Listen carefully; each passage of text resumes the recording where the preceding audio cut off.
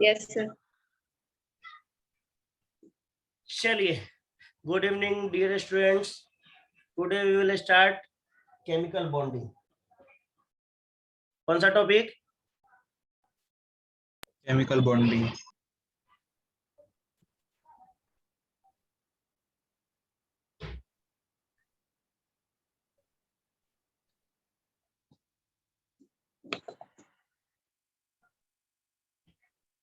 Chemical bonding. सबसे पहले मुझे बताइए, केमिकल बॉन्ड की जरूरत क्यों पड़ी? बॉन्ड की कोई जो है एटम बॉन्ड बना रहा है, क्यों बना रहा है? उसकी क्यों आवश्यकता पड़ी?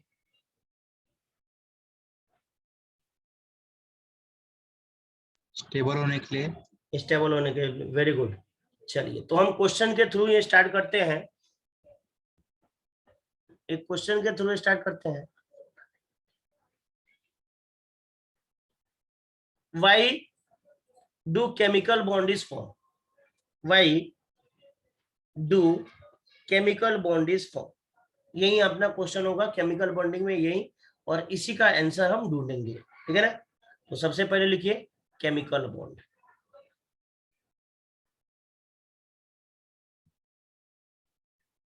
केमिकल बॉन्ड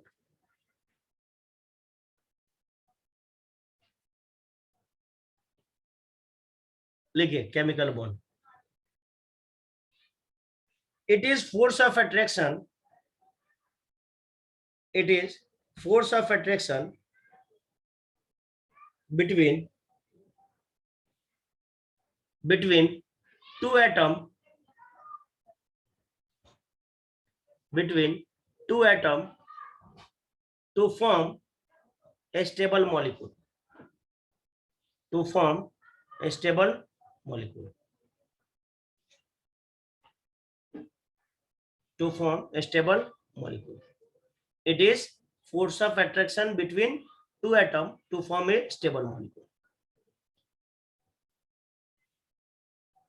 अब कैसे? तो पहले to attain stability, मतलब ये बॉन्ड क्यों बनाता है? To attain stability. अब आंसर आपने क्वेश्चन का आंसर ढूंढेंगे. टू attain stability, बॉन्ड इसलिए बनाता है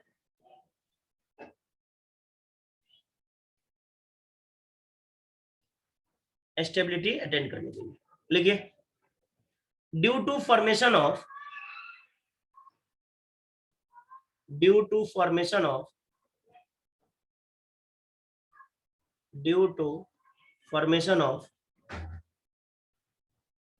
chemical bond,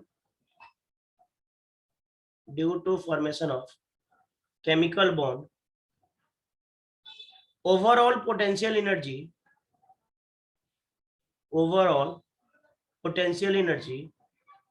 decreases, and hence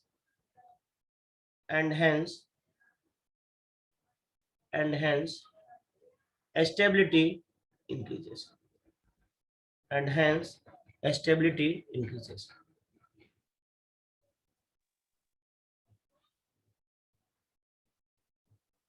And hence stability increases. Second,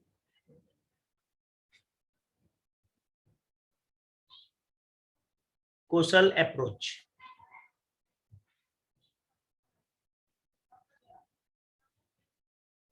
Kosal's approach.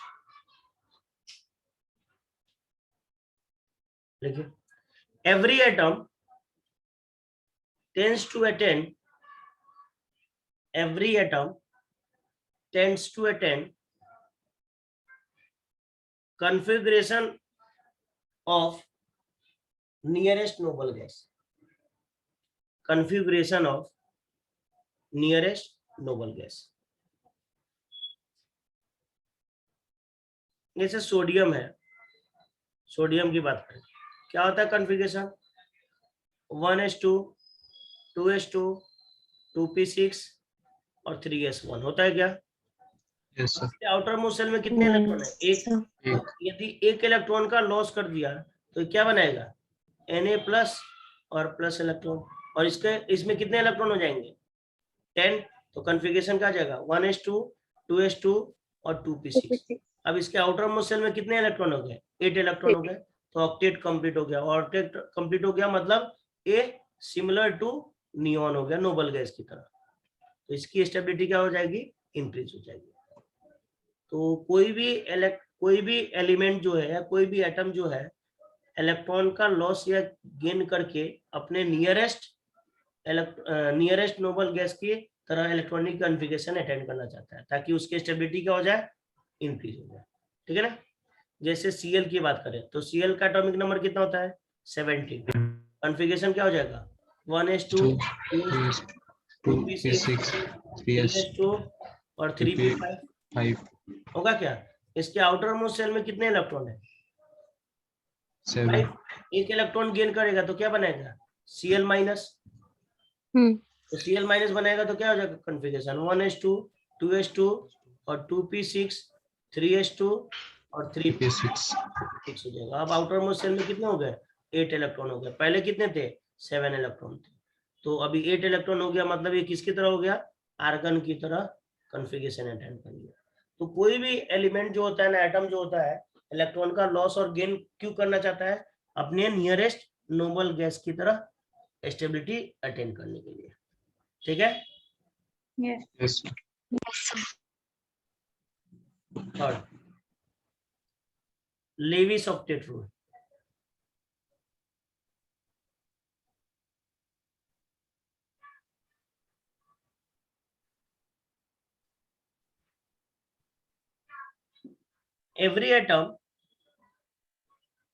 every atom tends to complete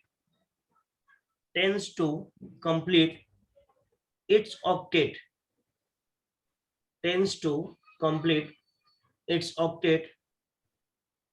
that is 8 electron in its outermost shell. 8 electron in its outermost shell. 8 electron in its outermost shell. ठीक है ना? यही Levi's octet rule है। लेकिन Levi's ने एक concept दिया जिसको हम बोलते हैं, मतलब एक स्ट्रक्चर ड्रॉ करने के लिए बोला, जिसको बोलते हैं लेविस डॉट स्ट्रक्चर। क्या बोलते हैं? Lewis dot structure. अबे लेविस डॉट स्ट्रक्चर क्या होता है? तो जो भी डॉट होगा वो किसको रिप्रेजेंट करेगा? वैलेंस इलेक्ट्रॉन को। किसको रिप्रेजेंट करेगा? Valence electron. जैसे मैं बात करूं लिथियम का, तो लिथियम का वैलेंस इलेक्ट्रॉन कितना होता है? 1। 1. बेरिलियम का कितना होता है? 2। बोरॉन का कितना होता है? 3। तो वैलेंस इलेक्ट्रॉन को डॉट के थ्रू रिप्रेजेंट। कार्बन का कितना होता है? 4। नाइट्रोजन का कितना होता है? 5। 5. ऑक्सीजन का कितना होता है? 6। 6. फ्लोरीन का कितना होता है? 7। 7. वैलेंस इलेक्ट्रॉन को डॉट के थ्रू रिप्रेजेंट करते हैं, जिसको हम क्या बोलते हैं? Lewis dot structure. Dot structure. ठीक है ना? ये डॉट है, इसको बोलते हैं लेविस डॉट स्ट्रक्चर बोलते हैं। अब इसका स्ट्रक्चर ड्रॉ करना हो तो कैसे ड्रॉ करेंगे? तो एक एग्जांपल के थ्रू समझते हैं। मान लो H2 है, तो H2 में क्या होगा? हाइड्रोजन है और हाइड्रोजन है। हाइड्रोजन की एक इलेक्ट्रॉन है और ये हाइड्रोजन का इलेक्ट्रॉन है। ये दोनों एक दूसरे के साथ क्या करें? शेयरिंग करनी। और शेयरिंग करने के बाद ये इस हाइड्रोजन के पास ये दोनों इलेक्ट्रॉन हो जाएगा, और दूसरे वाले हाइड्रोजन के पास भी ये क्या होगा? ये दोनों इलेक्ट्रॉन होगा। ठीक है ना? शेयरिंग करने का मतलब क्या हुआ कि वो इलेक्ट्रॉन, जो भी इलेक्ट्रॉन शेयर्ड इलेक्ट्रॉन है, वो इलेक्ट्रॉन जिस एटम के बीच में शेयरिंग हुआ है दोनों के बीच में प्रेजेंट होगा। तो अब इसमें हर एक एटम के पास कितने इलेक्ट्रॉन हो गए? 2-2 इलेक्ट्रॉन हो गए। तो उसको हम क्या बोलते हैं? डुप्लेट। क्या बोलते हैं? Duplet. तो H2 होता है डुप्लेट कंप्लीट करता है। एक और एग्जांपल लेते हैं O2 की। ऑक्सीजन का वैलेंस इलेक्ट्रॉन कितना? 6. बोलो। 6. ऑक्सीजन का वैलेंस इलेक्ट्रॉन 6। तो अब इसको ऑक्टेट कंप्लीट करने के लिए कितना इलेक्ट्रॉन चाहिए? 2। तो ये 2 क्या करेगा? शेयरिंग कर लेगा। अब शेयरिंग करने के बाद पहले वाले ऑक्सीजन एटम के पास ए वाला इलेक्ट्रॉन हो जाएगा, तो टोटल कितने इलेक्ट्रॉन हो गए? 8. 8। दूसरे वाले ऑक्सीजन के पास ए वाला इलेक्ट्रॉन हो जाएगा, तो कितने इलेक्ट्रॉन कितने हो गए? 8। 8. जब 8 इलेक्ट्रॉन हो गए तो उसको क्या बोलते हैं? Octet. ऑक्टेट। तो कोई भी इलेक्ट्रॉन का जो शेयरिंग होता है, क्यों होता है? अपने ऑक्टेट या डुप्लेट कंप्लीट करने के लिए। ऑक्टेट और डुप्लेट कंप्लीट करने का मतलब क्या है? कि उसकी स्टेबिलिटी बढ़ जाती है। डुप्लेट का मतलब होता है हीलियम की तरह, और ऑक्टेट का मतलब होता है बाकी के नोबल गैस की तरह हीलियम का छोड़ के। ठीक है? यस। इसके Yes, कुछ sir. एक्सेप्शन भी है, तो हम देख लेते हैं exceptions of Lewis octet rule.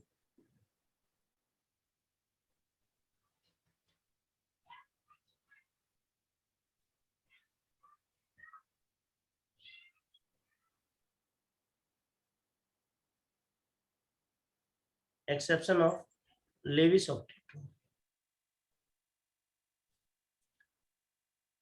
First लिखिए। अब ऑक्टेट रूल का मतलब क्या है? 8 इलेक्ट्रॉन। 8 इलेक्ट्रॉन, और 8 इलेक्ट्रॉन से कम हो गया तो लेविस ऑक्टेट रूल को फॉलो नहीं कर रहा है। 8 इलेक्ट्रॉन से ज्यादा हो गया तो लेविस ऑक्टेट रूल को फॉलो नहीं कर रहा है। तो देख लेते हैं क्या क्या होता है। फर्स्ट लिखिए, electron deficient molecule. First, electron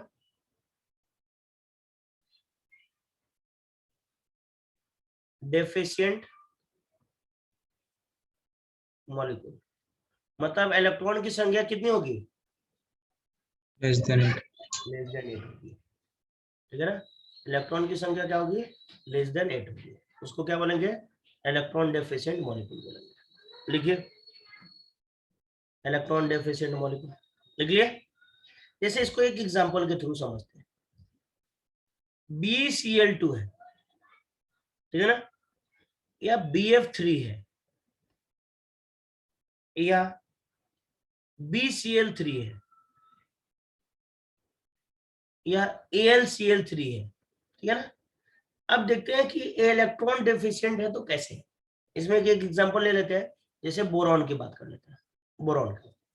boron का वैलेंस इलेक्ट्रॉन कितना? 3।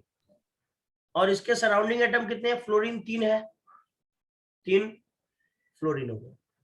फ्लोरीन के पास वैलेंस इलेक्ट्रॉन कितना? 7 7. होता है ना? यस. कैसे वैलेंस इलेक्ट्रॉन होते हैं ये पता है क्या? तो ये किसके साथ शेयर कर लेगा तो इसका 8 हो गया, ये शेयर कर लिया इसका 8 हो गया, ये शेयर कर लिया इसका 8 हो गया। मैं पूछूं कि इस बोरॉन के पास टोटल कितने इलेक्ट्रॉन हो गए? 6. कितने इलेक्ट्रॉन हो गए? 6 इलेक्ट्रॉन, जो कि 6. क्या है? 8 से कम है। तो जब 8 से कम है तो इसको क्या बोलेंगे? Electron deficient molecule. आ रही बात समझ में? Yes sir. Yes sir. Second लिखिए, एक्सपेंशन ऑफ ऑक्टेट।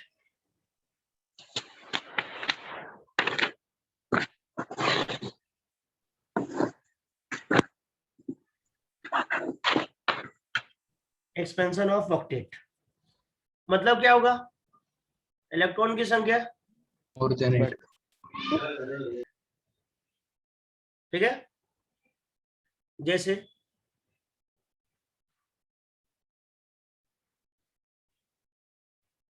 PCl5 की बात करें तो PCl5 में कितना इलेक्ट्रॉन हो जाएगा? फास्फोरस के पास 10 इलेक्ट्रॉन हो जाएगा। कैसे होगा आपको एग्जांपल के थ्रू समझाता हूँ। SF6 की बात करें तो SF6 में कितना हो जाएगा? 12 इलेक्ट्रॉन हो जाएगा। IF7 की बात करें तो इसमें कितना हो जाएगा? आयोडीन के पास 14 इलेक्ट्रॉन हो जाएगा। जैसे देखो PCl5 की बात करते हैं तो फास्फोरस है, इसके पास वैलेंस इलेक्ट्रॉन कितना? 5. 5, 5. और 5 सराउंडिंग एटम भी है Cl,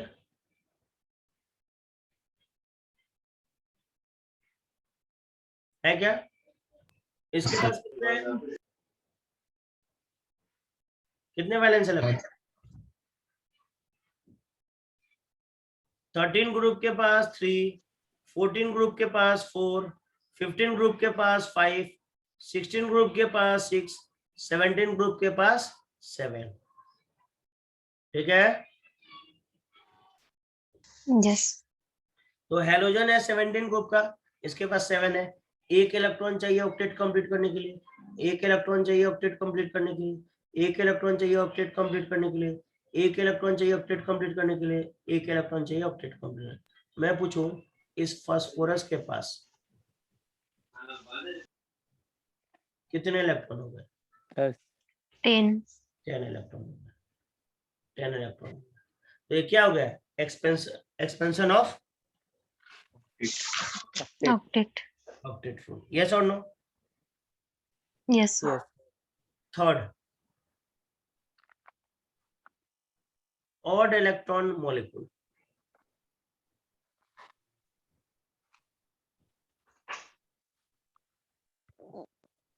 odd electron molecule, odd electron molecule. एक एग्जांपल लेते हैं ऑड इलेक्ट्रॉन मॉलिक्यूल का। मतलब नाइट्रोजन है, नाइट्रोजन के पास वैलेंस इलेक्ट्रॉन 5, ऑक्सीजन के पास वैलेंस इलेक्ट्रॉन 6. अब इसको 2 चाहिए ऑक्टेट कंप्लीट करने के लिए, ये 2 ले लिया। इस ऑक्सीजन के पास कितने इलेक्ट्रॉन हो गए? 8. और इसके पास नाइट्रोजन के पास कितने इलेक्ट्रॉन बचे? 3. कितने बचे? 3. 3। या बॉन्ड बनाने के बाद कितने इलेक्ट्रॉन हो गए? 7. ऑड नंबर है या इवन नंबर है? Odd. Odd. इसीलिए इसको बोलते हैं ऑड इलेक्ट्रॉन मॉलिक्यूल। क्या बोलते हैं? Odd electron molecule. Yes. Next लिखिए, pseudo inert gas configuration। pseudo inert gas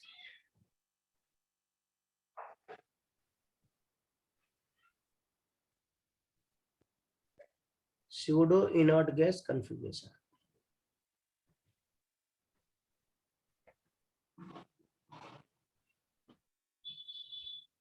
क्या होता है pseudo inert gas configuration? ऐसे मॉलिक्यूल या आयन जिसके आउटर मोस्ट सेल में, जिसके आउटर मोस्ट सेल में 18 इलेक्ट्रॉन हो। कितने इलेक्ट्रॉन हो? 18. 18. उसको क्या बोलते हैं? pseudo inert gas। Pseudo-inert gas. जैसे इसके एग्जाम्पल की बात करें तो Zn+2, Cu+, Pb+4, Sn+4, Cd+2, इन सबके आउटर मोस्ट सेल में कितने इलेक्ट्रॉन होंगे?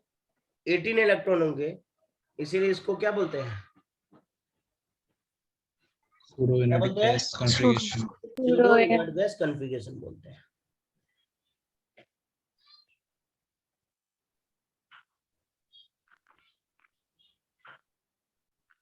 अब लेविस के कुछ ड्रॉबैक्स है, तो ड्रॉबैक्स भी लिख लेते हैं।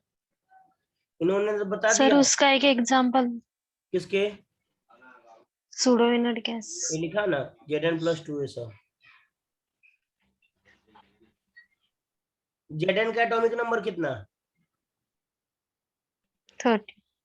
30। कॉन्फ़िगरेशन बोलो। 1s2 argon 4s2 4s3d 3d10. 3d10 होगा क्या? Yes. और जब Zn+2 की बात करेंगे तो 2 इलेक्ट्रॉन का लॉस होगा। तो जब 2 इलेक्ट्रॉन का लॉस होगा तो 4s क्या हो जाएगा? 0 होगा। तो क्या मिलेगा? 1s2 2s2 2p6 3s2 3p6 और 3d10 और 4s0 होगा क्या? Yes, sir. अब आउटर मोस्ट शेल क्या हो गया 3, तो 3 में कितने इलेक्ट्रॉन है 10. हाँ? 18 18, तो इसको क्या बोलेंगे pseudo inert gas configuration. Pseudo inert gas cell. ठीक है Yes, sir. चलिए ड्रॉबैक्स लिख लीजिए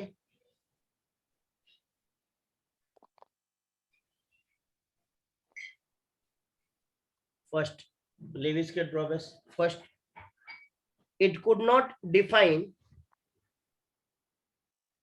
it could not define stability of molecule. It could not define stability of molecule.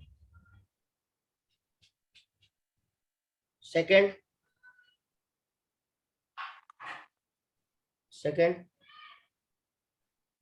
it could not define shape of molecule.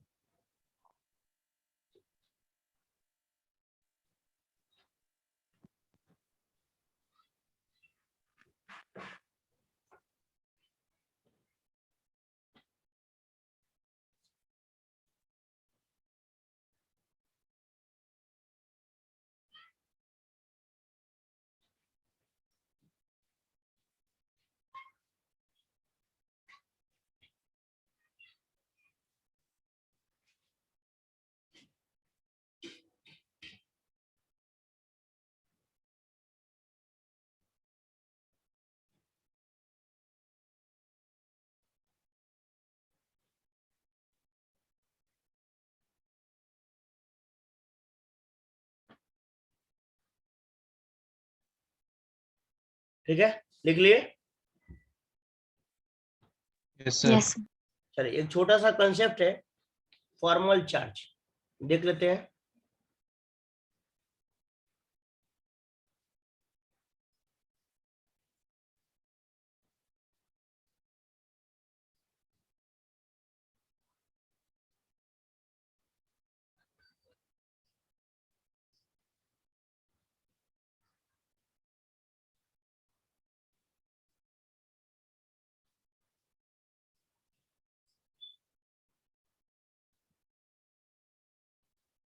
Formal charge तो formal charge का formula क्या है कैसे कैलकुलेट करते हैं number of valence electron minus number of unpaired electron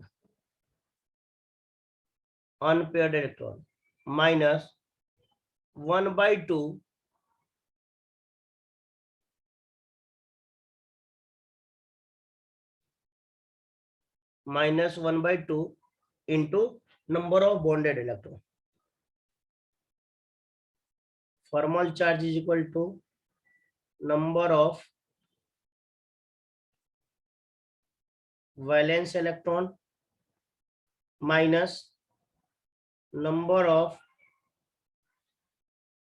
unpaired electron minus 1/2 into number of bonded electron.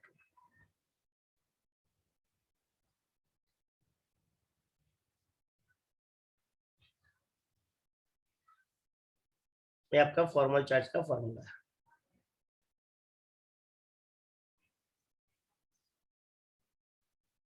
कैसे एक question मैं करता हूं फिर अगला क्वेश्चन आप कीजिए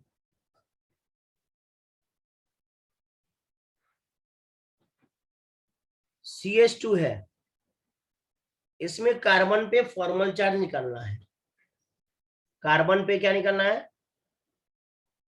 Formal Formal charge. तो charge. सबसे पहले कार्बन के वैलेंस इलेक्ट्रॉन कितना 4. 4. सराउंडिंग एटम 2 है सल्फर सल्फर का वैलेंस इलेक्ट्रॉन कितना 6 अब इसको ऑक्टेट कंप्लीट करने के लिए क्या चाहिए 2 इलेक्ट्रॉन इसको ऑक्टेट कंप्लीट करने के लिए क्या चाहिए 2 इलेक्ट्रॉन हो गया मुझे कार्बन का फॉर्मल चार्ज निकालना है फॉर्मल चार्ज ऑन कार्बन तो क्या है number of valence electron, carbon का वैलेंस इलेक्ट्रॉन कितना,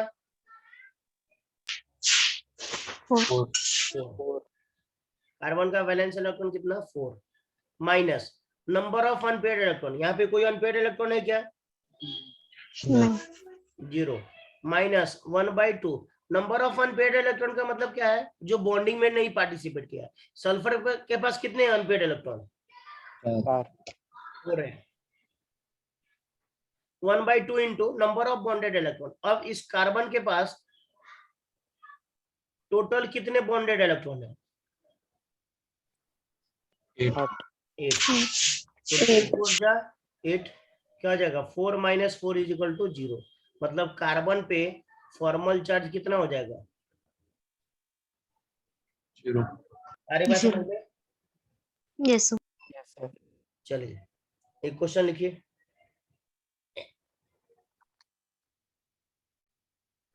एक क्वेश्चन एम्स में पूछा हुआ है,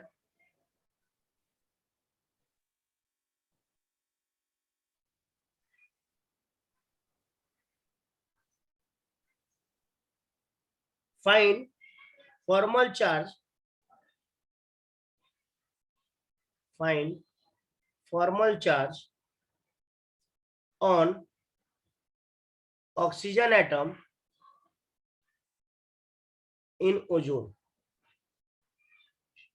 find formal charge in oxygen atom in ozone. Ozone का फॉर्मूला क्या होता है, O3 O3 O3। चलिए कैलकुलेट कीजिए,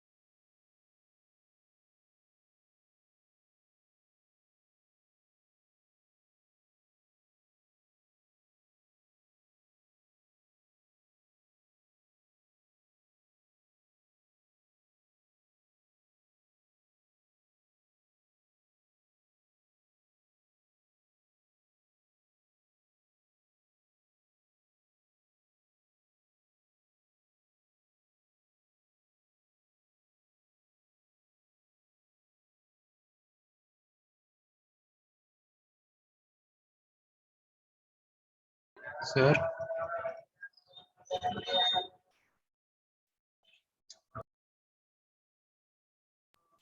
सर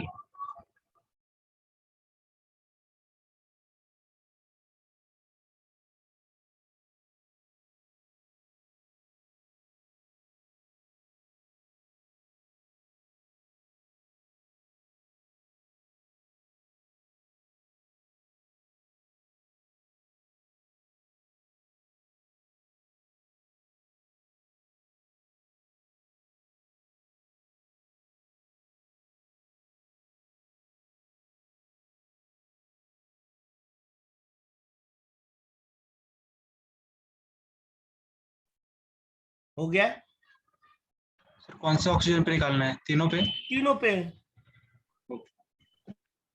एक पे तो 0 आ रहा है, तो एक पे 0 आया, ओके।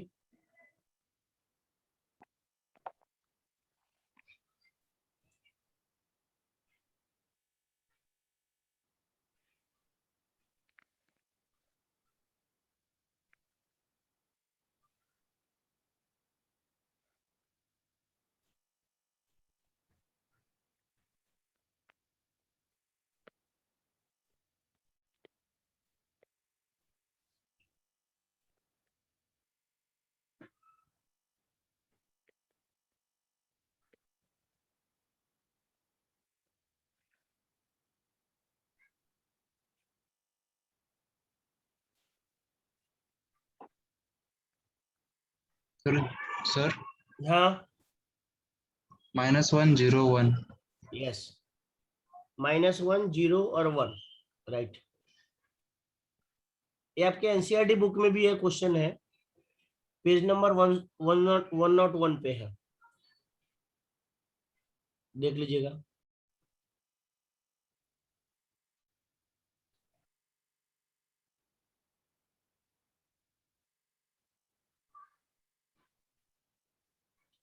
ठीक है ना। ए ऑक्सीजन के पास 6 इलेक्ट्रॉन है, तो 2 इलेक्ट्रॉन क्या करेगा, पार्टिसिपेट करेगा, इसके 8 इलेक्ट्रॉन हो गए, इसके पास भी 8 इलेक्ट्रॉन हो गए, लेकिन लोन पेयर ऑफ इलेक्ट्रॉन है, तो ये क्या करेगा, इसको डोनेट करेगा, तो कोऑर्डिनेट बन जाता है। इस बॉन्ड में ये जो बॉन्ड बना coordinate bond which is special type of covalent bond, इस कोऑर्डिनेट बॉन्ड में एक ऑक्सीजन नंबर 3 के कोई भी एटम बॉन्डिंग में पार्टिसिपेट नहीं किए। जो थर्ड नंबर ऑक्सीजन एटम है उसके कोई भी ऑक्सीजन एटम बॉन्डिंग में पार्टिसिपेट नहीं किए, तो इसके थर्ड नंबर के पास अनपेयर्ड इलेक्ट्रॉन जो होंगे कितने हो जाएंगे, 6 होंगे, लेकिन बॉन्डेड इलेक्ट्रॉन की बात करेंगे तो कितना हो जाएगा, 2 हो जाएगा। तो हम निकालते हैं फर्स्ट नंबर पे formal charge on first oxygen. बोलिए इसके वैलेंस इलेक्ट्रॉन कितने, 6 minus unpaired electron 4 -1/2 into bonded electron कितने हैं, 4 4 2 2 जा 4, कितना आ जाएगा फॉर्मल चार्ज, 0 बोलिए 0 0। सेकेंड ऑक्सीजन पे निकालते हैं formal charge on second oxygen, उसके वैलेंस इलेक्ट्रॉन कितने हैं, 6 माइनस, अब ए वाला बॉन्ड तो इसमें चला गया, ए वाला इलेक्ट्रॉन इसमें चला गया, ए वाला दोनों इलेक्ट्रॉन इसमें, कितने अनपेड इलेक्ट्रॉन है, 2 2 minus 1/2 into number of bonded electron, तो 1 2 3 4 और ये 2 कितने हो गए, 6, तो 2 3 जा 6, कितना हो गया, 6 - 5 इज इक्वल टू कितना हो गया, 1, तो इस पे क्या हो जाएगा, +1 आ जाएगा। आ रही बात समझ में, yes sir yes sir charge on third oxygen, बोलिए क्या हो जाएगा, number of valence electron 6 minus 6 number of unpaired electron कितने, 6 ये वाला पार्टिसिपेट नहीं किया है, ये वाला पार्टिसिपेट नहीं किया है, ये वाला पार्टिसिपेट नहीं किया हुआ है, इसमें जो ये बॉन्ड है ना, ये वाला दोनों इलेक्ट्रॉन पार्टिसिपेट किया हुआ है, सिर्फ ये वाला दोनों इलेक्ट्रॉन, ठीक है ना। तो इसके valence electron 6 minus 1/2 into number of bonded, ये बॉन्ड है तो इसमें कितने इलेक्ट्रॉन है, 2, इसके बॉन्डेड इलेक्ट्रॉन कितने हो जाएंगे, 2 2 से 2 कैंसिल हो जाएगा, कितना हो जाएगा, 6 - 7 इज इक्वल टू -1, इसके फॉर्मल चार्ज -1 हो जाएगा। आ रही बात समझ में, यस सर तो ऐसे आप फॉर्मल चार्ज को कैलकुलेट कर सकते हैं, ठीक है ना। नोट करके एक बात लिख लीजिए, आपने ऑर्गेनिक में पढ़ा होगा, रेजोनेंस पढ़ा होगा, पढ़े कि नहीं, यस रेजोनेटिंग स्ट्रक्चर में जितना कम फॉर्मल चार्ज होता है उसकी स्टेबिलिटी उतनी क्या होती है, ज्यादा होती है। लिख लीजिए नोट करके, रेजोनेटिंग स्ट्रक्चर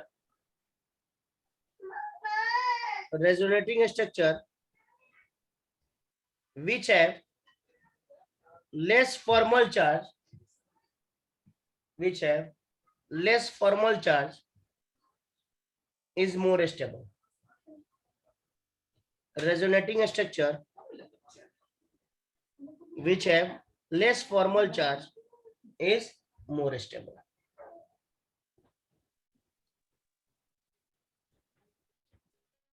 ठीक है, yes sir. Yes. Sir okay. अब हम बात करते हैं केमिकल बॉन्ड की। जो केमिकल बॉन्ड हमने शुरुआत किया था वहीं से देखते हैं कि केमिकल बॉन्ड कितने तरह का होता है। हमने देखा केमिकल बॉन्ड क्या होता है, it is force of attraction.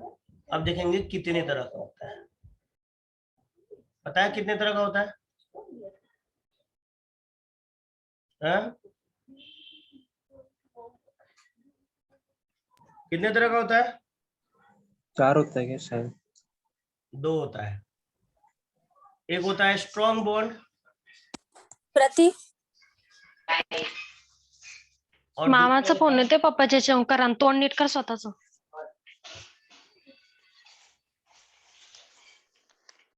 Weak bond. एक होता है स्ट्रॉन्ग बॉन्ड और दूसरा होता है वीक बॉन्ड। स्ट्रॉन्ग बॉन्ड को बोलते हैं inter atomic bond.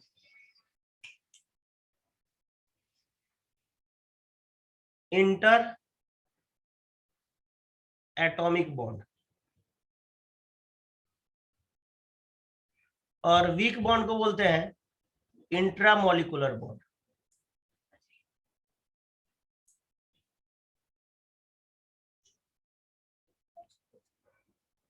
Intramolecular bond. Inter atomic bond कौन कौन से होते हैं? Covalent bond, coordinate bond, coordinate bond,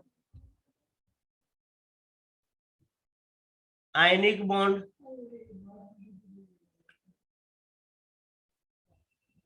ionic bond और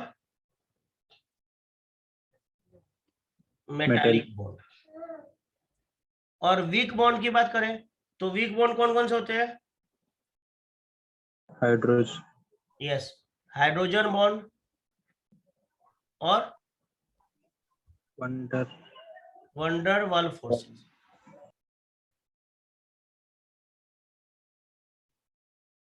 वंडर वाल फोर्सेस। यदि मैं इनकी स्टेबिलिटी की बात करूं तो स्ट्रॉन्ग बॉन्ड जो होंगे उनकी स्टेबिलिटी क्या होगी? उनकी स्टेबिलिटी क्या होगी? ज्यादा होगी as compare to weak bond. ठीक है ना? मतलब interatomic bond is more stable, interatomic bond are more stable than intramolecular bond. ठीक है? Yes sir.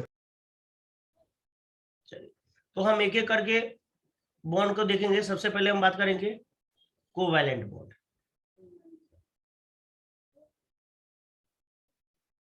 कोवैलेंट बॉन्ड देखिए, covalent bond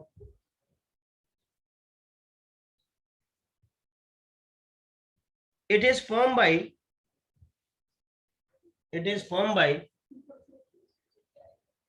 mutual sharing of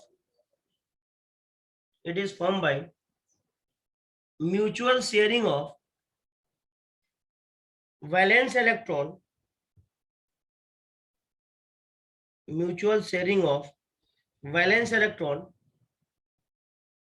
between two atoms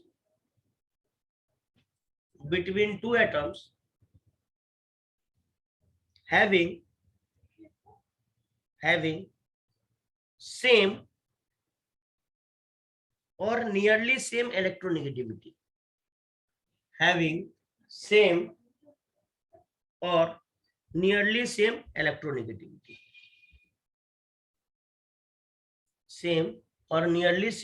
electronegativity, मैं definition लिखूं क्या? No sir. ओके। अब ये जो covalent bond होता है ना, 2 तरह का होता है।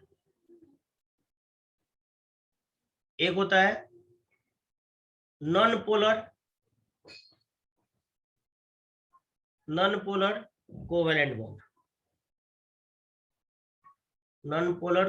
बॉन्ड, और दूसरा होता है, बोलिए, polar covalent bond. Polar covalent. तो ये जो कोवैलेंट बॉन्ड की हमने डेफिनेशन लिखा है ना, उसी में इन दोनों का डेफिनेशन है। हमने क्या लिखा है कि 2 एटम इलेक्ट्रॉन के शेयरिंग करते हैं, कौन से? जिनकी इलेक्ट्रॉन नेगेटिविटी सेम होती है या नियरली सेम होता है। तो सेम हो जाएगा तो वो क्या हो जाएगा? Non polar. और डिफरेंट होगा तो क्या हो जाएगा? पोलर। तो लिखिए, नॉन पोलर में लिखिए it is formed between two atom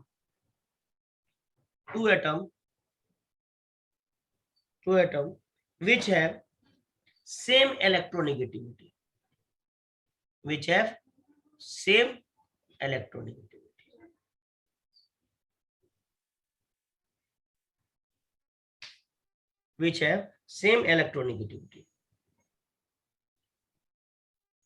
They are mainly non-metals.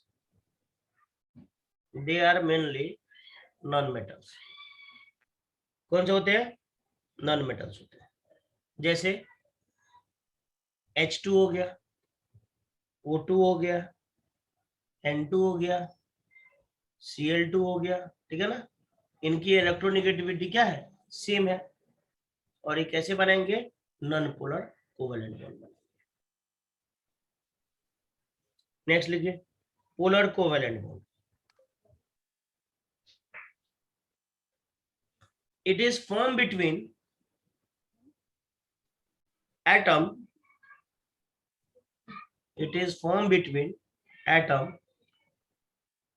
which have different electronegativity.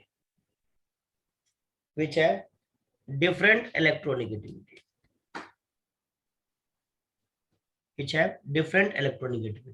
है ना? अब इसमें क्या है, एक दो बातें याद रखिएगा. यदि चेंज इन इलेक्ट्रोनेगेटिविटी की वैल्यू लेस देन 1.7 हो गया तो इस कंडीशन में कौन सा बॉन्ड होता है? कोवेलेंट. कोवेलेंट.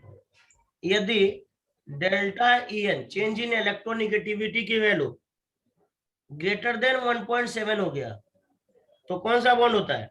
आयोनिक बॉन्ड होता है. कौन सा बॉन्ड होता है? Ionic bond. बॉन्ड. आयोनिक. ठीक है ना? जैसे एक छोटा सा एग्जांपल की बात करते हैं. HCl है, गैसियस HCl. ठीक है ना? ये जो होता है कैसा होता है? कोवैलेंट होता है. कैसा होता है? कोवैलेंट होता है. कोवेलेंट. और HCl है, इसको एक्वस मीडियम मतलब वाटर के साथ, तो यहाँ पे कौन सा बॉन्ड बनाएगा? आयनिक बॉन्ड बनाएगा. ठीक है ना? कैसा रिएक्शन होगा?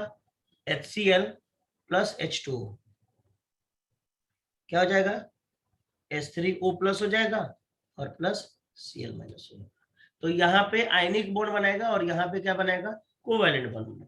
तो ये मीडियम पे भी डिपेंड कर सकता है. एक गैसियस HCl होगा तो कोवैलेंट बॉन्ड बना रहा है. एक्वस हो गया तो क्या बनेगा? आयनिक बॉन्ड बना रहा है. ठीक है? ठीक है? ठीक है? Yes sir.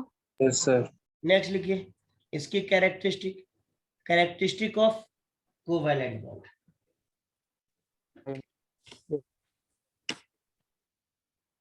सर 1 मिनट पीछे करना. हो गया सर.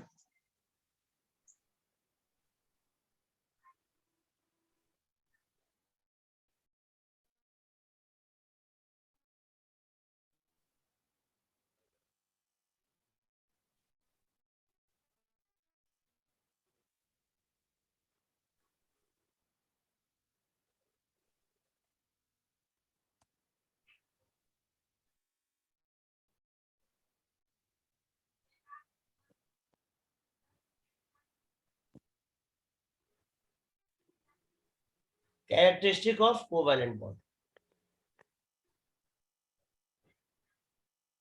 First, physical state.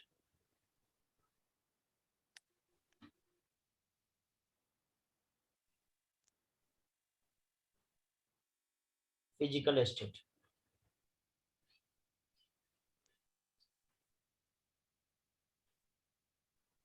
लिखिए normally they are gaseous and liquid. They are gaseous and liquid.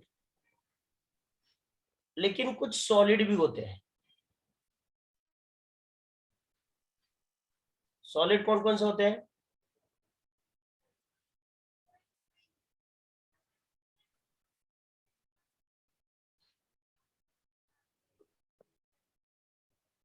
Diamond हो गया, सिलिका हो गया,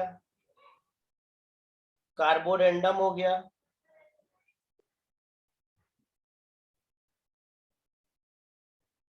कार्बोरेंडम हो गया, HIC और ALL, एल्युमिनियम नाइट्रेट। तो ये क्या होते हैं? सॉलिड फॉर्म में होते हैं, ठीक है ना। और बाकी नॉर्मली कैसे होते हैं? कोवेलेंट बॉन्ड वाले, गैसियस या liquid. Liquid. Second, conductivity.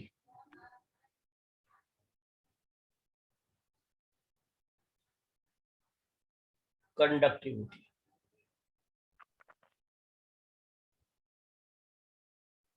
Conductivity लिखिए, they are non conductor of electricity. They are non conductor of electricity.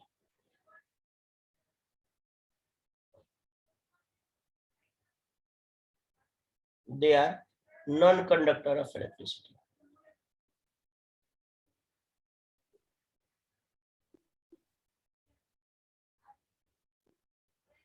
They are non-conductor of electricity,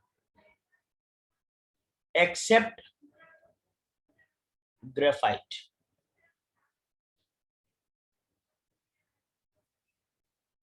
Except graphite. Graphite क्या होता है? Conductor. Yes. Except graphite. Graphite is good conductor. Good conductor of electricity. Electricity due to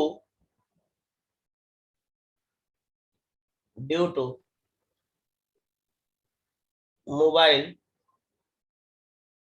pi electron.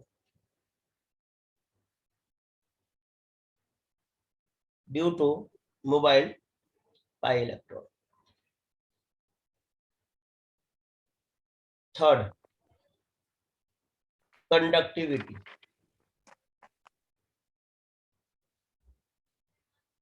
Conductivity. अभी तो कर sorry, conductivity लिखे, solubility.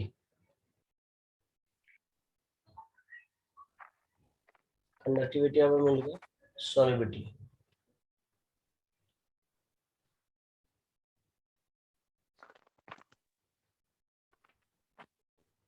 इस solubility का जो प्रिंसिपल है, कौन सा प्रिंसिपल के काम करता है? Like dissolve like. Like dissolve like क्या मतलब है इसका?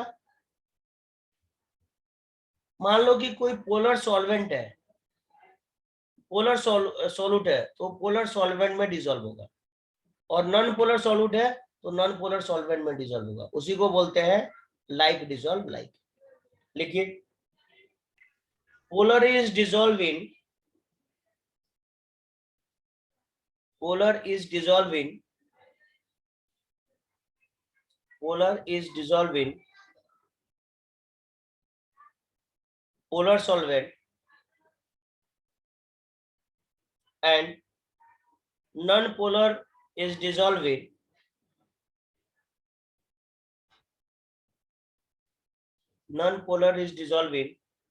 non-polar solvent. Non-polar is dissolving non-polar solvent.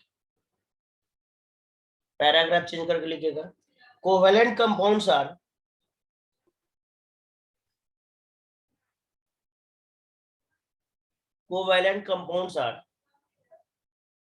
mainly covalent compounds are mainly non polar,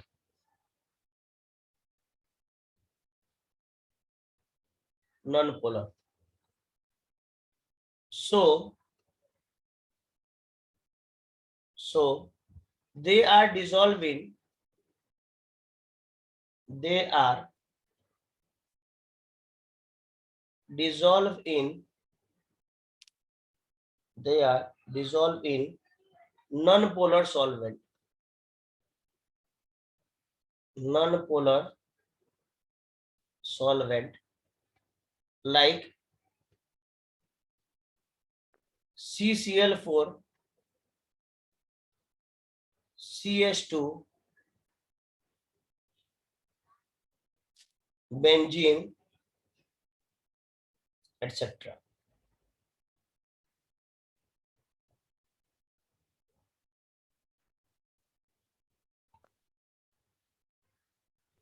ये नॉन पोलर क्यों होते हैं?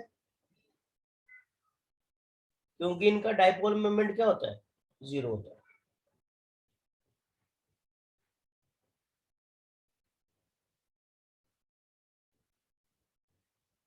नोट करके लिखिएगा एक बार.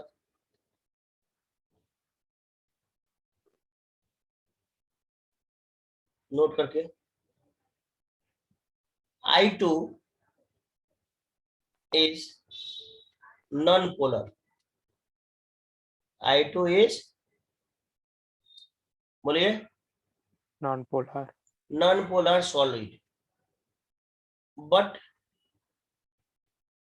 its solubility,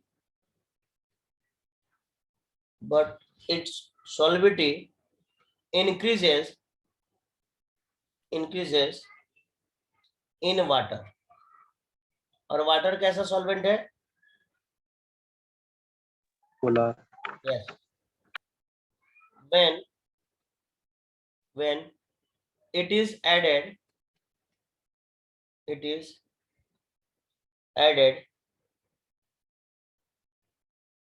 to Ki. क्यों ऐसा होता है? तो देखो, I2 प्लस Ki ये मिलके क्या बनाते हैं? KI3 बनाते हैं. अब यदि मैं इसकी बात करूं KI3 की, तो ये K प्लस और I3 माइनस के फॉर्म में, और ये क्या है? आयनिक कंपाउंड है, मतलब पोलर कंपाउंड है. तो पोलर कंपाउंड होगा, इसलिए क्या होगा? नॉन पोलर सॉल्वेंट में डिसॉल्व होता है, मतलब उसकी सॉल्बिलिटी क्या होती है? इंक्रीज हो जाती है ना. I2 नॉन पोलर है, लेकिन Ki के साथ वाटर में जब हम इसको करते हैं तो वाटर में इसकी सॉल्बिलिटी बढ़ जाती है. क्यों? क्योंकि यहाँ पे K प्लस I3 माइनस बनाता है, जो कि क्या है? पोलर. ठीक है ना. पोलर मॉलिक्यूल हो गया. थर्ड सॉल्बिलिटी था. नेक्स्ट फोर्थ आइसोमेरिज्म हो गया. लिखिए. Yes, sir.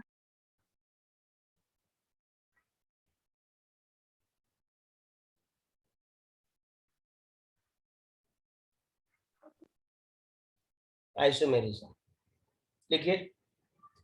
They are directional,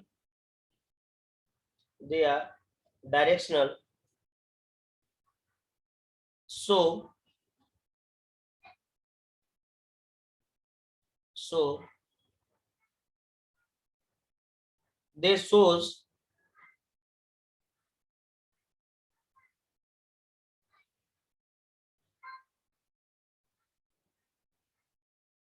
isomerism. So they shows isomerism. Example में लिख लीजिएगा. Organic compound, organic compound.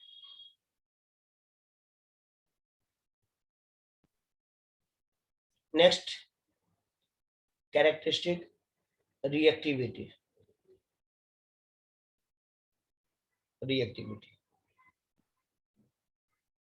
लिखिए. अच्छा, ये कोवैलेंट बॉन्ड है, तो इसको तोड़ने के लिए या फॉर्मेशन के लिए टाइम लगेगा. yes sir, तो जब टाइम लगेगा बॉन्ड ब्रेक होने के लिए और बॉन्ड का फॉर्मेशन के लिए, तो उसकी रिएक्टिविटी कम होगी या ज्यादा? कम। कम होगी। तो लिख लीजिए reaction of covalent compound, reaction of covalent compound are slow because bond breaking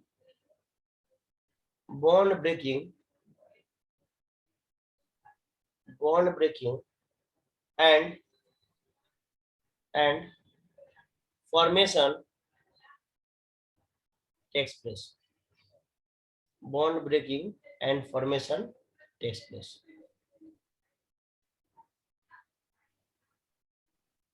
जैसे H2 है, Cl2 है, यहां से क्या मिला? HCl। तो एक्चुअली क्या होगा, ये हाइड्रोजन और हाइड्रोजन का बीच ये बॉन्ड क्या होगा? ब्रेक होगा। एक क्लोरीन और क्लोरीन के बीच का बॉन्ड क्या होगा? ब्रेक होगा। और यहाँ से क्या मिलेगा? हाइड्रोजन और क्लोरीन के बीच का क्या होगा? फॉर्मेशन होगा। तो ये फॉर्मेशन हो रहा है, ऐसे बॉन्ड का फॉर्मेशन हो रहा है, और इसमें क्या हो रहा है? बॉन्ड ब्रेकिंग हो रहा है। तो बॉन्ड ब्रेकिंग और फॉर्मेशन में टाइम लगता है, इसलिए इसकी रिएक्टिविटी क्या होती है? क्या होती है? कम Slow. होती है। कम होती है। हमारा कोवेलेंट बॉन्ड यहाँ पे कंप्लीट हुआ। नेक्स्ट लिखिए कोऑर्डिनेट बॉन्ड। कोऑर्डिनेट